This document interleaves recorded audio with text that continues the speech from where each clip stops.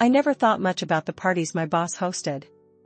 They were the kind of grand, glittering events that seemed meant for people far above my station, a world of sparkling dresses, hushed conversations over champagne, and a kind of polished elegance that felt as distant to me as the moon. So, when the invitation came for all of us at the diner to attend his annual mansion gathering, I almost declined. "Esther, you have to come," Sheila, one of the younger waitresses, had said, practically bouncing on her toes. "It's a once-in-a-lifetime kind of thing. Besides, it's not like you'll have to work. It's just for fun." Fun. The word sounded foreign to me in that context. My work at the diner wasn't glamorous, but it was steady, predictable, and comfortable in its own way. I wasn't used to the idea of stepping into a place like Mr. Wilkes' mansion, much less as a guest. In the days leading up to the party, I found myself second-guessing everything. What would I wear? What would I say? Would I even know how to act in such a place? By the time the evening arrived, I had convinced myself that I was making a mistake by going. But Sheila had called me an hour before the party, her voice full of excitement, and her words had left me without an excuse. "Don't overthink it, Esther," she'd said. "It's just one night. Who knows? You might even have fun." The mansion was as grand as I had imagined, maybe more so. I stood outside for a moment, clutching my purse tightly and trying to steady my breath. The towering gates and manicured lawns were so far removed from the small, cluttered apartment I had called home for decades. I felt like an intruder just standing there, as though someone might come out and tell me I didn't belong. "Esther!" Sheila's voice called from the doorway. She waved enthusiastically, a glass of something bubbly in her hand. "Come on. You're going to love it." I smiled weakly and made my way inside, my heels clicking against the polished marble floor. The house was buzzing with activity, voices, and laughter echoing through the vast space. Crystal chandeliers sparkled overhead, and the air was filled with the rich aroma of catered food. I stayed close to Sheila at first, grateful for her easy chatter and infectious energy. She introduced me to a few of the other staff members who had come, and I tried my best to keep up with the conversation. But the sheer grandeur of the place made it hard to focus. Every corner of the mansion seemed to hold something beautiful: artwork, sculptures, furniture that looked like it belonged in a museum. It wasn't until I wandered away from the main crowd, seeking a moment of quiet, that I noticed the photo. It was tucked into a corner of the sitting room, displayed on a small, elegant table. The frame was black and ornate, the kind of thing you'd expect to see holding a portrait of someone important. But it wasn't a portrait of anyone I recognized, not at first glance, anyway. I stepped closer, my heart skipping a beat as I took in the image. It was a black and white photograph of a little girl, maybe 6 or 7 years old, sitting on the steps of a house. Her hair was pulled back into pigtails, and she was wearing a simple dress with a faded floral pattern. The girl was smiling shyly at the camera, one hand clutching a small doll. My breath caught in my throat. I knew that smile. I knew that house. And I knew that girl. It was me. The room seemed to tilt slightly as I stared at the photo, my chest tightening with a mix of disbelief and unease. I reached out, my fingers brushing against the glass. The memories came rushing back all at once: the house I grew up in, the creak of the wooden steps, the warmth of the sun on my face the day that photo had been taken. What is this doing here? I whispered to myself, my voice trembling. I turned to look around the room, half expecting someone to appear and offer an explanation. But there was no one. Just the hum of distant voices and the faint strains of music from the main hall. My mind raced with questions. Who had put this photo here? How had they even gotten it? I hadn't seen that picture in decades, not since my mother had tucked it into a box of keepsakes before we moved away from that house. As far as I knew, that box had been lost years ago. Esther, there you are. Sheila's voice startled me, and I turned quickly, my heart pounding. She was standing in the doorway, her face bright and flushed. We're about to do the toast. Come on, you don't want to miss it. I hesitated, glancing back at the photo. I'll be right there, I said, my voice shaky. She frowned slightly, her eyes following my gaze. What's that? Do you know the girl in the picture? Yes, I said quietly. It's me. Sheila's eyes widened, but before she could say anything else, another voice called her back to the main room. She gave me a quick, bewildered look before disappearing down the hall. I stayed behind for a moment, staring at the photo as a sinking feeling settled in my chest. This wasn't just a coincidence. Someone had put this picture here for a reason. But who? And why? The rest of the evening passed in a blur. I joined the others in the main hall, where the champagne flowed and laughter filled the air, but my mind was elsewhere. Every time I closed my eyes, I saw the photo, the little girl with her shy smile, the unmistakable image of my younger self. The question lingered, pressing against the edges of my thoughts, why was it here? When the party began to wind down, I slipped away quietly, retracing my steps back to the sitting room. The house had grown quieter now, the chatter fading as the guests slowly dispersed. I hesitated at the doorway, my hands trembling slightly as I reached for the photo again. Holding it up to the light, I examined the frame more closely. It was heavy, expensive looking, and the black lacquer finish gave it a somber elegance. On the back was a label, small, engraved, and almost unnoticeable at first glance. It read, "Property of Wilkes Estate Archive." A chill ran through me. The photo belonged to the estate? What did that even mean? I hadn't grown up anywhere near this neighborhood, much less this mansion. The house in the picture was a modest bungalow, not remotely connected to the grandeur of the Wilkes family's sprawling home. I slipped the photo back into its place and looked around the room, hoping to find some clue, some thread that might unravel the mystery. The walls were lined with bookshelves, their contents a mix of old leather-bound volumes and decorative objects. On one shelf, I noticed a small collection of photo albums, their spines faded with age. My heart raced as I reached for the nearest one. The cover was embossed with the initials W.E., the same as the engraving on the frame. I opened it carefully, my hands trembling as I turned the brittle pages. Inside were photos of well-dressed men and women posing in front of grand estates, their smiles stiff and formal. The dates, written in delicate script beneath each photo, stretched back decades. But as I flipped further, the photos began to change. The people looked less formal, their expressions more candid.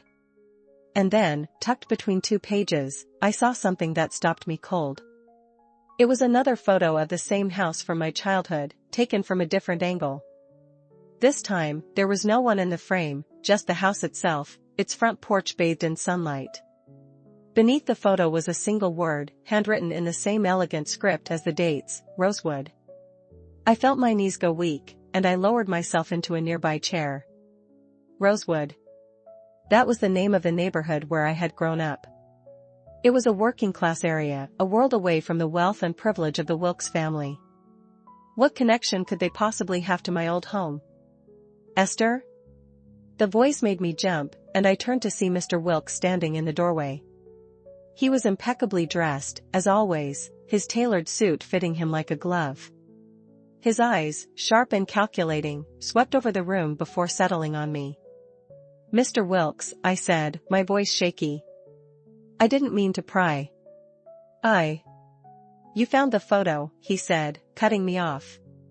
His tone was calm, but there was something in his expression that made my stomach twist. "Yes," I admitted, my hands clutching the album tightly. "It's a picture of me as a child. I don't understand how it ended up here." He stepped into the room, his polished shoes clicking softly against the floor. "It's a complicated story," he said, his voice low. "One I'm not sure you're ready to hear." His words sent a chill down my spine. "What do you mean?" I asked, my voice trembling. "How do you know about that photo? About my childhood home?" He sighed, running a hand through his silver hair. "That house, it belonged to my family once. Many years ago. My father owned the land, though he rented it out to working families. Your family lived there for several years, didn't they?" I nodded slowly, the pieces beginning to click into place. Yes, but I never knew the owner. My parents always dealt with the landlord. My father was a private man, Mr. Wilkes said. But he kept meticulous records of every tenant, every transaction. After he passed, I inherited his files, along with all the photos he took of the properties. That's how I found the photo of you. His explanation made sense, but it didn't explain everything. Why was it framed?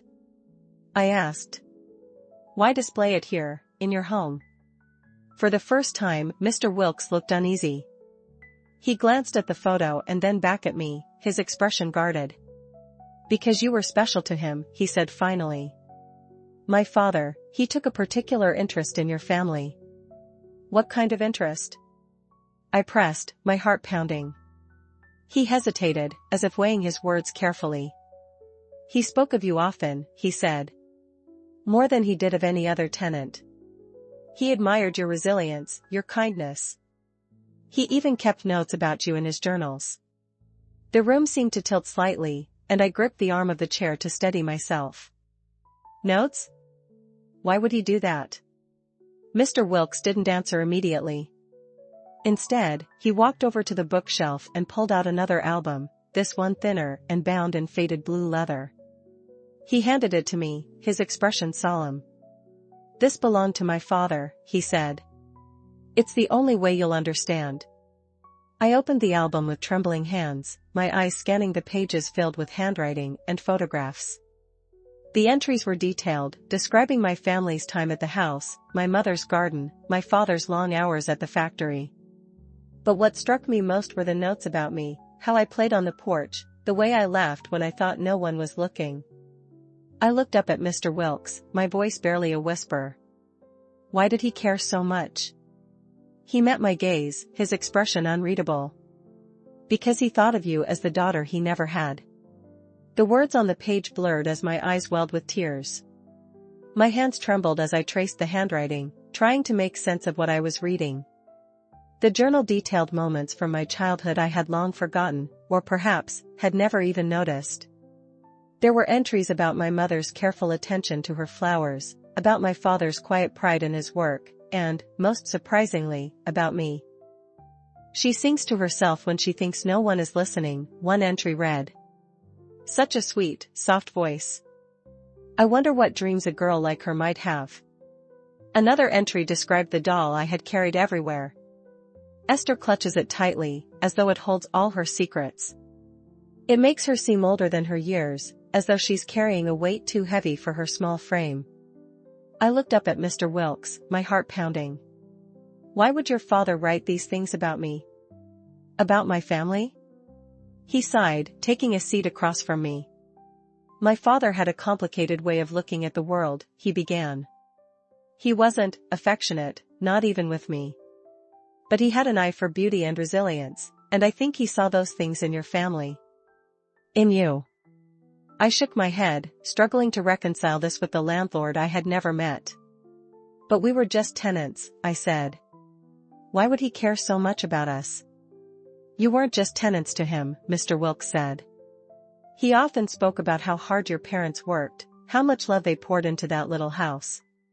He admired that.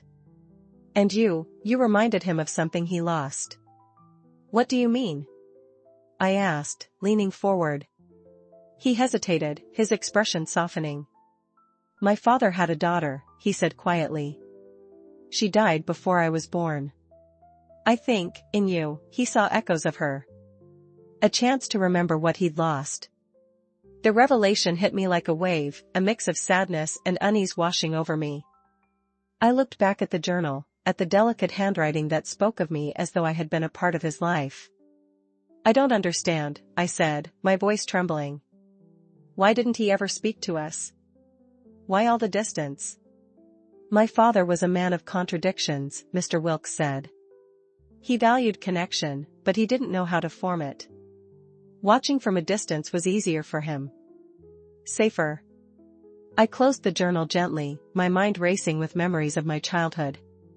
The landlord had always been a shadowy figure, someone my parents mentioned only in passing. Now, it seemed, he had been watching us all along, weaving his observations into these pages. What happened to him? I asked. Did he ever try to tell us any of this? Mr. Wilkes shook his head. No. He kept these thoughts to himself until the day he died. When I inherited his belongings, I found the journals, the photos. At first, I didn't know what to make of them.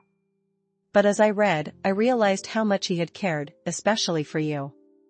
That's why I displayed the photo. It felt right.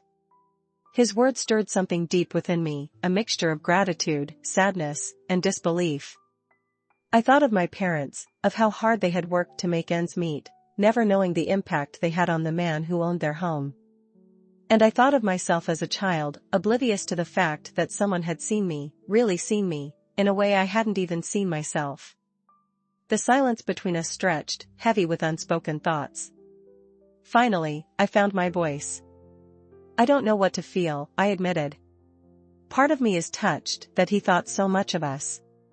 But another part of me, it feels strange, knowing he kept all of this to himself. Mr. Wilkes nodded. I understand. My father's way of showing care wasn't conventional, but it was sincere. He left these journals as a kind of legacy, a way to preserve the people and moments that meant something to him.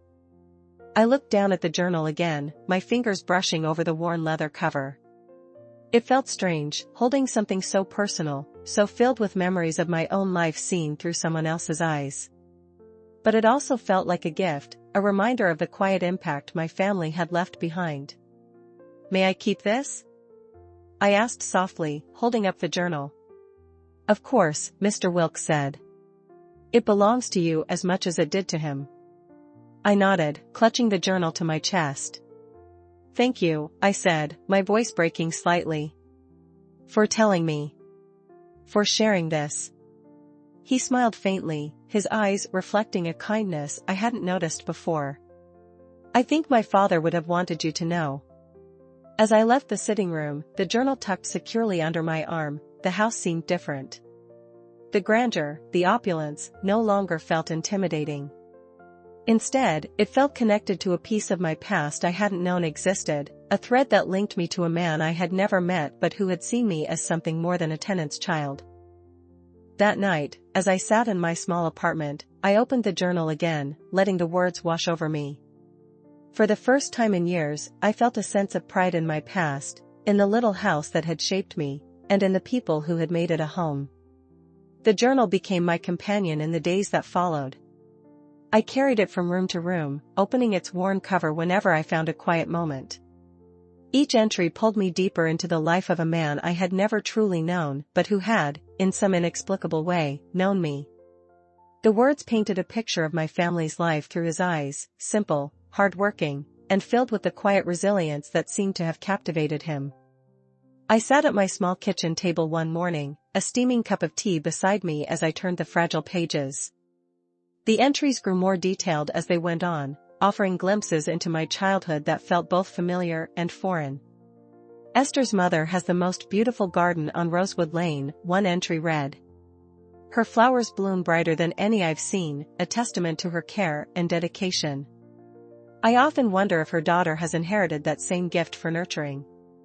Another entry, dated 2 years later, was more somber. Mr. and Mrs. Callahan look more tired these days. The factory has taken its toll on him, and she's doing her best to keep everything afloat. I worry for the little girl, she seems quieter than before, as though she feels the weight of their struggles. Reading these words felt like uncovering a hidden corner of my own life, one I hadn't thought about in years. My parents had worked tirelessly to give me a stable childhood, but now, through the lens of the journal, I saw the sacrifices they had made more clearly. My mother's hands, calloused from gardening, and my father's weary eyes after long shifts at the factory, they had carried so much, and yet they had made our small house feel like a sanctuary. As I delved further into the journal, one entry stood out, its tone different from the others. It was dated a few weeks before we had moved from the house on Rosewood Lane. The Callahans are leaving, it read. They haven't said why, but I suspect it's for work. It's a loss I feel more deeply than I expected. Esther is growing up quickly, and I fear this will be the last I see of her. She has a spark, a light that reminds me of what I've lost. I hope she knows how special she is." Tears welled in my eyes as I read the words, my chest tightening with emotion.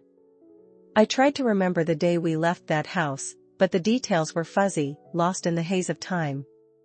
I had been young, too preoccupied with the excitement of the move to notice what my parents might have been feeling, or who might have been watching from a distance. The journal's final pages were filled with loose observations about other properties and tenants, but none had the same depth as the entries about my family. It was clear that we had left an impression on Mr. Wilkes' father, though I still couldn't understand why. I decided to return to the Wilkes mansion, hoping to find more answers. When I arrived, Mr. Wilkes greeted me warmly, his demeanor more relaxed than before. I held the journal tightly as I explained that I wanted to know more, about his father, about the photo, and about the connection he had felt to my family. "There's something else you should see," he said, leading me to a small study, tucked away at the back of the house. The room was filled with more books, photographs, and boxes labeled with dates and locations. He gestured to one box in particular, marked Rosewood Lane, 1950 to 1960. "This is where he kept all the records related to your neighborhood," Mr. Wilkes explained. "You might find more there." I opened the box carefully, the scent of aged paper wafting up as I sifted through its contents. There were lease agreements, receipts, and letters, evidence of the landlord-tenant relationship I had always assumed was purely transactional. But beneath the official documents, I found more photos, snapshots of my family's house, the garden in full bloom, and even candid shots of us on the porch. One photo stopped me cold. It was a picture of me and my mother, taken from a distance. I was helping her carry a basket of freshly picked flowers, my small hands barely managing the weight. My mother was laughing, her face tilted toward the sun, while I looked up at her with a mix of admiration and determination. "Your father cherished these moments," Mr. Wilkes said softly, looking over my shoulder. "He never told me why, but I think he saw something in your family that he admired deeply, perhaps something he wished he'd had in his own life." The discovery stirred a mix of emotions in me, gratitude for the love my parents had shown, sadness for the struggles they had endured, and a strange sense of connection to a man I had never met. I realized that these pieces of my past, preserved so carefully, were more than just memories. They were a testament to the quiet, unspoken impact my family had left behind. Before I left the mansion, I turned to Mr. Wilkes, clutching one of the photos tightly. "Thank you," I said, my voice thick with emotion. "For keeping these. For showing me." He smiled, a hint of sadness in his eyes. "My father would have wanted you to have them." That night, back at home, I spread the photos and documents across my kitchen table, letting the memories wash over me. The little house on Rosewood Lane was gone now, replaced by newer developments, but its legacy lived on, in my heart, in my family's story, and in the unexpected connection I had found with the Wilkes family. As I stared at the photo of my mother and me, I felt a sense of peace I hadn't known in years. The past, once a distant and forgotten place, now felt vivid and alive. And though my parents were gone, their love and resilience remained, etched into the pages of the journal and the images captured so long ago. The photos and journal lay spread out on my kitchen table, illuminated by the soft glow of the lamp overhead. I sat quietly, letting the stillness settle around me as I absorbed the weight of everything I had discovered. For years, I had thought of my childhood home on Rosewood Lane as a fond but distant memory, a chapter closed long ago. Now, it felt alive again, its story unfolding in ways I never could have imagined. The entries in the journal, the photos of my family, even the careful attention Mr. Wilkes' father had paid to our lives, it all painted a picture of something I hadn't fully appreciated before, the quiet power of connection. We had left an impression on someone without even realizing it, simply by living our lives with love and determination. That realization filled me with a strange mix of pride and sadness. I thought of my parents, of how much they had sacrificed to create a home for me, despite the struggles they faced. They had given so much, yet I had never truly understood the depth of their efforts until now. The thought made my chest ache, but it also stirred something deeper, a longing to honor their memory in a meaningful way. The next morning, I called Mr. Wilkes and asked to visit the mansion one more time. When I arrived, he greeted me with the same warmth as before, his demeanor kinder now that the initial shock of our connection had passed. "There's something I'd like to ask," I began, clutching the journal tightly. "I want to honor my parents, their lives, and the home they created. I was wondering if I might be able to use some of these materials to do that." He nodded thoughtfully. "What do you have in mind?"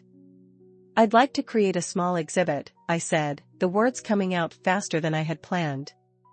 "Something that tells their story and the story of others like them, families who worked hard, who loved deeply, and who left behind quiet but powerful legacies. I think it's important for people to see the beauty in those everyday lives." Mr. Wilkes smiled, a genuine warmth in his expression. "I think that's a wonderful idea," he said. "And I'd be happy to help. The archives here hold more than just your family's story, there are records of others who lived on Rosewood Lane, too. We can gather everything together and create something truly special." Tears pricked at my eyes as I nodded. "Thank you," I said, my voice trembling. "This means so much to me." Over the weeks that followed, I worked with Mr. Wilkes and a local historian to assemble the pieces of the exhibit. The process was both cathartic and eye-opening. I uncovered stories of other families who had lived on Rosewood Lane, each one unique but bound by the common threads of resilience and love.